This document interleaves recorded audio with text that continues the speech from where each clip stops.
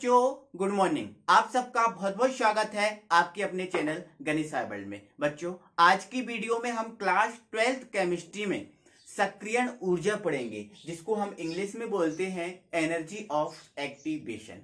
इसके बाद सक्रियण ऊर्जा पढ़ने के बाद हम दहली ऊर्जा पढ़ेंगे कि ये दहली ऊर्जा भी क्या होती है। ठीक है, तो आपको वीडियो में बहुत ज्यादा मजा आने वाला है, तो इसलिए आप वीडियो को पूरा देखिए, कहीं भी आप स्किप मत कीजिए, है ना। क्योंकि वीडियो देखने का रूल्स है कि कहीं भी स्किप ना करना और उसको पूरा कंटिन्यू देखना। अपन ऐसा करते हैं तो क्या होता है, वीडियो हमें पूरी समझ में आती है। मतलब जो भी टीचर या जो भी आपको सर पढ़ा रहे हैं उसका आपको पूरा समझ में आता है। ठीक है, तो आइए हम इसका पहले तो कॉन्सेप्ट समझ लेते हैं कि सक्रियण ऊर्जा का कॉन्सेप्ट मेनली है क्या। ठीक है, तो इसके लिए मान लेते हैं ये कोई एक बंदा है, ये बंदा रोड पर चल रहा है। ठीक है, ये बंदा है ना, रोड पर चल रहा है, ये रोड है। ठीक है, और यहां से कोई बस आ रही है। क्या, कोई बस आ रही है, मान लेते हैं ये एक बस है। ठीक है, ये क्या है, एक बस है। ठीक है, चलो अब ये बस है, अब यहां से ये बस आ रही है रोड पर और ये बीच रोड पर चल रहा है। ठीक है, तो साधारण सी बात है भैया कि ये जो बस है इस आदमी में टक्कर लगाएगी। अब ये टक्कर लगाएगी जब इस आदमी में, तो इस आदमी की एनर्जी पूरी खत्म हो जाएगी। और जब इस आदमी की एनर्जी पूरी खत्म हो जाएगी तो फिर ये आदमी ऐसा खड़ा नहीं रहेगा, फिर ये आदमी इस टाइप से गिर जाएगा। इस टाइप से क्या हो जाएगा, गिर जाएगा, क्योंकि इसकी एनर्जी हो गई खत्म। अब एनर्जी खत्म तो हो गई तो ये गिर गया। चलो ये गिर गया और लगभग बेहोश इस टाइम में ये पहुंच गया। ठीक है, चलो ये बस आई और ये बस टक्कर मार के इसको निकल गई, ये बेहोश पड़ा हुआ है। ठीक है, अब क्या हो रहा है, यहां से दूसरी बस आ रही है ना, यहां से एक दूसरी बस आ रही है। ठीक है, ये दूसरी बस है कोई, है ना, यहां से आ रही है। ठीक है, अब इस बंदे ने देखा कि अरे दूसरी बस और आ रही है। ठीक है, तो अंदर से इसको हेजिटेशन हुआ कि ऐसा ना हो कहीं मुझे फिर से टक्कर मार दी ये बस, है ना। तो क्या करेगा, ये बंदा आराम से धीरे धीरे फिसल फिसल के कहाँ पहुंच जाता है, रोड के किनारे पहुंच जाता है, रोड के किनारे पहुंच जाता है। ऐसा किया ना इस बंदे ने कि इसको फिर से टक्कर ही ना मार दे। इसको डर था कि ये बस तो इसको फिर से टक्कर ना मार दे, तो उस टक्कर से बचने के लिए धीरे धीरे ये फिसल के रोड के किनारे पहुंच गया ना। तो आप हमें इसमें ये बताओ, पहले इसके पास खूब ऊर्जा थी और ये बीच रोड पे अच्छे से वजनदारी से घूम रहा था, लेकिन बस आई और इसमें टक्कर मार दी तो इसकी ऊर्जा नष्ट हो गई, इसकी ऊर्जा नष्ट हो गई। अब इसकी ऊर्जा नष्ट हो गई। ठीक है, तो अब क्या हुआ, दूसरी बस आई, तो दूसरी बस का टक्कर से बचने के लिए बंदा धीरे धीरे क्या करके रोड के किनारे आ गया। मतलब ऊर्जा नष्ट हो गई थी, फिर भी इस बंदे के पास कुछ ना कुछ ऊर्जा थी, कुछ ना कुछ ऊर्जा तो थी, जिससे वो फिसक के सीधे से कहां आ गया, रोड के किनारे आ गया। ठीक है, तो सीधी सी बात, हमारा कहने का मतलब दोस्तों ये है कि किसी भी व्यक्ति के पास या फिर किसी भी अणु के पास ऊर्जा की एक निम्नतम मात्रा होती है, ऊर्जा की एक निम्नतम मात्रा होती है, जिससे क्या करता है, वो कोई भी इंसान या अणु उस अभिक्रिया को पूरा कर देता है। अणु होगा तो अभिक्रिया को पूरा कर देगा, समझ रहे हैं ना आप। ठीक है, तो आपको ध्यान रखना है कि किसी भी अणु के पास ऊर्जा की एक अतिरिक्त मात्रा होती है, और जिस ऊर्जा से कोई भी अभिक्रिया संपन्न हो जाती है उसी ऊर्जा को अपन क्या बोलते हैं, सक्रियण ऊर्जा। ठीक है, क्या, सक्रियण ऊर्जा। तो इसकी परिभाषा आप क्या लिख लोगे, ऊर्जा की वह अतिरिक्त मात्रा जो किसी भी अणु को सक्रिय करने के लिए पर्याप्त होती है, उस ऊर्जा की मात्रा को हम कहते हैं सक्रियण ऊर्जा, energy of activation, energy of activation. ठीक है, या फिर इसका फॉर्मूला भी क्या निकल, यदि इसका फॉर्मूला बनाने की कोशिश करें तो ये सक्रियण ऊर्जा, सक्रियण ऊर्जा का फॉर्मूला क्या होगा। ठीक है, अब देखो, अधिकतम ऊर्जा थी तो गिर गया, अधिकतम ऊर्जा थी तो वो गिर गया। ठीक है, अब क्या, इसकी निम्नतम ऊर्जा हो गई। अब अधिकतम ऊर्जा थी तो गिर गया, अब गिर गया तो इसकी निम्नतम ऊर्जा बची, है ना, ऊर्जा खत्म हो गई तो मतलब निम्नतम बची। लेकिन असक्रिय जो इसमें जो बंदा गिरा है, इसकी अधिकतम ऊर्जा और निम्नतम ऊर्जा के बीच एक ऊर्जा और थी, जिसके कारण वो इसके किनारे पर आ गया। ठीक है, तो क्या होता है, जो सक्रियण ऊर्जा होती है वो अधिकतम ऊर्जा और निम्नतम ऊर्जा, कौन सी ऊर्जा, निम्नतम ऊर्जा का अंतर होती है। ठीक है, मतलब अधिकतम ऊर्जा और निम्नतम ऊर्जा के बीच जो ऊर्जा होती है उसे हम बोलते हैं सक्रियण ऊर्जा। और इस सक्रियण ऊर्जा के कारण ही कोई भी व्यक्ति किसी भी या फिर कोई भी अणु किसी अभिक्रिया को पूरा कर देता है। ठीक है, और इसके बाद इसको हम हटा देते हैं, इसको हम समझेंगे। तो जो सक्रियण ऊर्जा का फॉर्मूला क्या आ गया, अधिकतम ऊर्जा माइनस निम्नतम ऊर्जा। ठीक है, या फिर हम इसको ऐसा बोल सकते हैं सामान्य ऊर्जा है। कौन सी ऊर्जा है, सामान्य ऊर्जा। ठीक है, अब यहाँ समझो, जो अधिकतम ऊर्जा होती है किसी भी अणु के पास, कोई भी अणु है, उस अणु के पास जो अधिकतम ऊर्जा होती है, उस अधिकतम ऊर्जा को हम क्या कहते हैं, दहली ऊर्जा। कौन सी ऊर्जा, दहली ऊर्जा। ठीक है, इसको भी हम आगे पढ़ने वाले हैं। ठीक है, तो ये हमारा सक्रियण ऊर्जा हुआ। ठीक है, आई होप कि आपको समझ में आया। इसके बाद हम पढ़ लेते हैं दहली ऊर्जा। क्या, दहली ऊर्जा। एक मिनट दोस्तों, सक्रियण ऊर्जा का हमारा एक पॉइंट और रह गया, उसको आप समझो। ठीक है, अब हमें आप ये बताओ, सक्रियण ऊर्जा को हम इंग्लिश में क्या बोलते हैं, एनर्जी ऑफ एक्टिवेशन।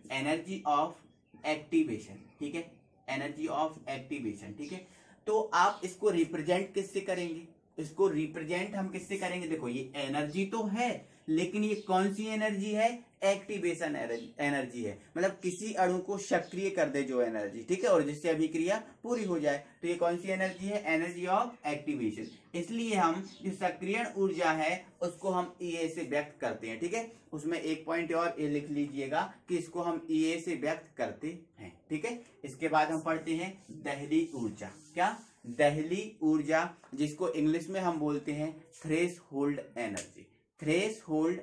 ठीक है, तो हमने इंग्लिश में क्या बोला, इसको थ्रेशहोल्ड एनर्जी। ठीक है, तो इसको हम व्यक्त किससे करेंगे, ये एनर्जी तो है, लेकिन कौन सी एनर्जी है, थ्रेशहोल्ड एनर्जी है, इसलिए हम इसको ETH से व्यक्त करेंगे। ठीक है, ETH। चलो, अब इसकी परिभाषा की बात की जाए तो थ्रेशहोल्ड एनर्जी क्या है, तो इसकी परिभाषा क्या होती है, हमने पहले ही बता दिया आपको। किसी भी अणु के पास जो ऊर्जा की अधिकतम मात्रा होती है, उस अधिकतम मात्रा को हम क्या बोलते हैं, दहली ऊर्जा। कौन सी ऊर्जा बोलते हैं, दहली ऊर्जा। तो इसकी परिभाषा क्या हो जाएगी, किसी अणु के पास उपस्थित ऊर्जा की अधिकतम या संपूर्ण, जो अधिकतम मात्रा होगी उसको ही तो हम संपूर्ण ऊर्जा बोलेंगे। ठीक है, तो किसी अणु के पास उपस्थित ऊर्जा की अधिकतम या संपूर्ण मात्रा को दहली ऊर्जा कहते हैं। इसे हम किससे व्यक्त करते हैं, ETH से व्यक्त करते हैं।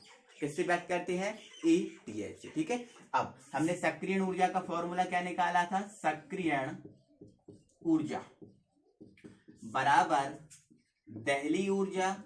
अब यहाँ पर हमने अधिकतम ऊर्जा लिखा था, तो अधिकतम ऊर्जा को तो हम दहली ऊर्जा बोलते हैं ना, तो यहाँ पर हम क्या लिख सकते हैं, दहली ऊर्जा माइनस निम्नतम ऊर्जा, ये लिखा था। और निम्नतम को हमने क्या बताया था, इसको हम सामान्य ऊर्जा भी बोल सकते हैं। ठीक है, तो यहाँ पर हम यहाँ क्या बोल देते हैं, यहाँ लिख देते हैं सामान्य ऊर्जा। ठीक है, ये हमने सक्रियण ऊर्जा का एक फॉर्मूला देखा था। ठीक है, अब तुम ये मत बोलना कि सर आपने आगे कुछ और लिखवा दिया, अब यहाँ पर कुछ और लिखवा दिया। ठीक है, मैंने आपको बताया था ना, सक्रियण ऊर्जा बराबर अधिकतम ऊर्जा और निम्नतम ऊर्जा। क्या, अधिकतम ऊर्जा माइनस निम्नतम ऊर्जा। ठीक है, अब ये फॉर्मूला भी हमारा सक्रियण ऊर्जा का है। आप ये वाला फॉर्मूला लिखेंगे तो भी आपका गलत नहीं होगा, लेकिन जो अधिकतम ऊर्जा होती है उसको हम दहली ऊर्जा बोलते हैं। कौन सी ऊर्जा, दहली ऊर्जा। और जो निम्नतम ऊर्जा होती है उसको हम कौन सी ऊर्जा बोल देते हैं, सामान्य ऊर्जा। ठीक है, तो जो सक्रियण ऊर्जा है उसका फॉर्मूला एक ये भी बन गया। ठीक है, अब हमें दहली ऊर्जा का फॉर्मूला बनाना है। ठीक है, तो आपको क्या करना होगा, इसको आप इस तरफ ले जाओगे। जब आप इसको इस तरफ ले जाओगे तो ये क्या हो जाएगा, हमारा सक्रियण ऊर्जा इस तरफ आएगा तो प्लस का हो जाएगा। ठीक है, प्लस सामान्य ऊर्जा बराबर दहली ऊर्जा बराबर कौन सी ऊर्जा, दहली ऊर्जा। ठीक है, तो ये दहली ऊर्जा का क्या बन गया, फॉर्मूला बन गया। ठीक है, तो आई होप कि आपको सक्रियण ऊर्जा और दहली ऊर्जा आपको समझ में आया होगा। इसके बाद हम एक इंपॉर्टेंट फैक्ट पढ़ेंगे जो कि है सक्रियण ऊर्जा और दहली ऊर्जा में ग्राफ बनाइए। ठीक है, आपका एग्जाम में क्वेश्चन आता है सक्रियण ऊर्जा और दहली ऊर्जा को समझाते हुए इनके मध्य ग्राफ खींचिए। ये हमारा एग्जाम में क्वेश्चन आता है। ठीक है, तो आपको ग्राफ बनाना भी आना चाहिए ना। ठीक है, तो उसको हम समझ लेते हैं। ठीक है, चलो समझो इधर, इसको हम हटा देते हैं और फिर समझते हैं। अब इसका हम ग्राफ बनाएंगे। तो आपको पता है ग्राफ बनाने के लिए हमें दो अक्षों की आवश्यकता होती है, एक एक्स अक्ष होता है और एक होता है वाई अक्ष। एक एक्स अक्ष रहता है और एक होता है हमारा वाई अक्ष। ठीक है, तो जो हमारा एक्स अक्ष है, ये सॉरी वाई अक्ष है, इसको हम मान लेंगे, ये वाई अक्ष पे हम लेंगे ऊर्जा। ठीक है, मान लेंगे इस अक्ष पर क्या चल रही है, ऊर्जा। ठीक है, और इस अक्ष पर जो हमारा एक्स अक्ष है उस पे हम क्या मान लेंगे, अभिक्रिया की गति। ठीक है, मान लेते हैं अभिक्रिया की गति। ठीक है, ये अभिक्रिया ऐसी चलेगी और ऊर्जा मतलब इस ओर बढ़ेगी अभिक्रिया तो ऊर्जा बढ़ेगी, और कोई अभिक्रिया इस टाइप इसकी ओर बढ़ेगी तो उसकी गति वृद्धि होगी। ठीक है, और एक्स अक्ष और वाई अक्ष जिस बिंदु पर काटते हैं उसको हम क्या बोलते हैं, जीरो बोलते हैं, उसको हम क्या बोलते हैं, जीरो। ठीक है, ये हमने एक्स अक्ष और वाई अक्ष बना लिया। ठीक है, अब हमें क्या करना है, इसका ग्राफ बनाना है। ठीक है, तो इस यहाँ पर हमें अभिक्रिया का ग्राफ बनाना है। तो मान लेते हैं ये कोई एक अणु है, जिसका नाम है ए, है ना, और यहाँ पर ये अभिक्रिया को प्रारंभ कर रहा है, तो ये अणु क्या कहलाएगा, अभिकारक कहलाएगा। क्या कहलाएगा, अभिकारक। ठीक है, अब ये अणु अभिक्रिया को स्टार्ट कर रहा है और यहाँ से इसके पास बहुत सारी पहले तो एनर्जी है, और तो अभिक्रिया को स्टार्ट कर रहा है, और जैसे यहाँ पर जैसे ही पहुंचा तो इस बंदे को मतलब जो ए अणु है उसमें किसी ने टक्कर मार दी। अब जैसे हमने अभी बस का एग्जांपल समझा था, तो मान लेते हैं यहाँ पर ये पहुंचा और किसी ने इसमें टक्कर मार दी। अब ये टक्कर मार दी इस अणु में, तो ये अणु नीचे गिर पड़ा, मतलब इसकी ऊर्जा पूरी खत्म हो गई। लेकिन इस अणु के पास ऊर्जा की एक अतिरिक्त मात्रा होती है, तो वे क्या करेगा अणु, ये ऊर्जा की अपनी जो अतिरिक्त मात्रा है उस मात्रा को लगाएगा और यहाँ पर ये अभिक्रिया को पूरा कर देगा। ठीक है, अभिक्रिया को पूरा इसने कर दिया। अब अभिक्रिया की अधिकतम ऊर्जा यही है ना, तो यहाँ से इसको पूरा कर दिया। ठीक है, अब इसको नीचे उतरने में तो कोई समय नहीं लगेगा, क्योंकि इस टाइप से चला जाएगा, क्योंकि अब फिसलन है तो आराम से चला जाएगा। ठीक है, तो यहाँ से यहाँ, तो देखो अब समझ रहे हैं ना, यहाँ पर इसकी ऊर्जा खत्म हो गई तो इसने अतिरिक्त ऊर्जा लगाई, और इस ऊर्जा अवरोध, ये मान के चलते हैं ये ऊर्जा अवरोध है, इसको कवर करना था। ठीक है, ये ऊर्जा अवरोध है, यहाँ तक इसको चढ़ना था। ठीक है, अब यहाँ तक चला गया, पर उतरने में तो उसको कोई दिक्कत नहीं है ना, वो आराम से उतर ही आएगा। ठीक है, फिसल जाएगा आराम से, तो नीचे आ जाएगा। ठीक है, तो आप ये देखो अभिक्रिया यहाँ से स्टार्ट हुई है, ठीक है, तो यहाँ पर खत्म होनी थी। अभिक्रिया कहाँ से स्टार्ट हुई है, यहाँ से स्टार्ट हुई है, तो खत्म उसको कहाँ होनी थी, यहाँ पर होनी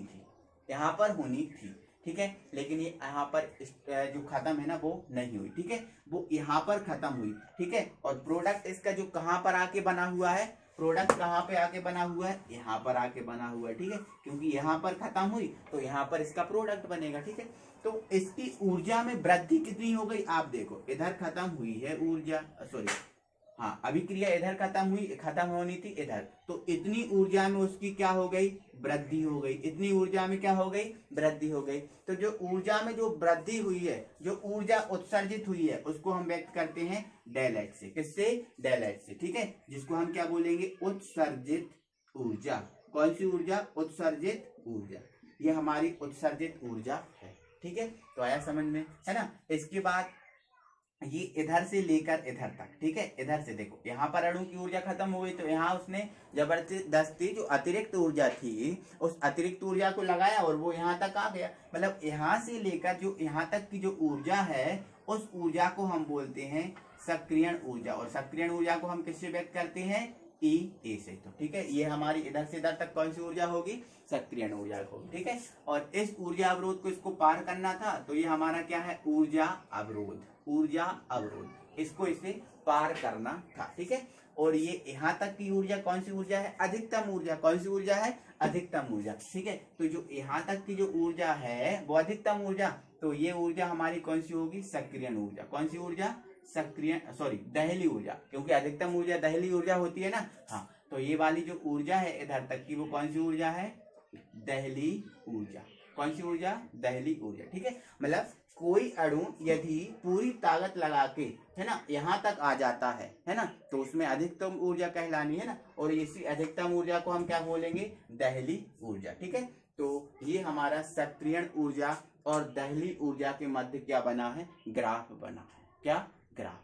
ठीक है, तो आई होप कि आपको समझ में आया होगा। ठीक है, यदि थोड़ा बहुत और कहीं समझ में नहीं आया तो वीडियो को थोड़ा सा आप पीछे कर लीजिए और फिर से इसको आप समझने की कोशिश कीजिए, और आपको फुल कंसंट्रेशन के साथ समझना है ना। फुल कंसंट्रेशन के साथ समझोगे तो आराम से आपको समझ में आ जाएगा, कोई प्रॉब्लम नहीं होगी। ठीक है, तो बच्चों आज की वीडियो में बस इतना ही, और आपको वीडियो यदि अच्छी लगी है तो वीडियो को लाइक करें, ठीक है, और शेयर करें, और यदि आप नए व्यूअर हैं तो चैनल को सब्सक्राइब करना ना भूलें। Thank you very much.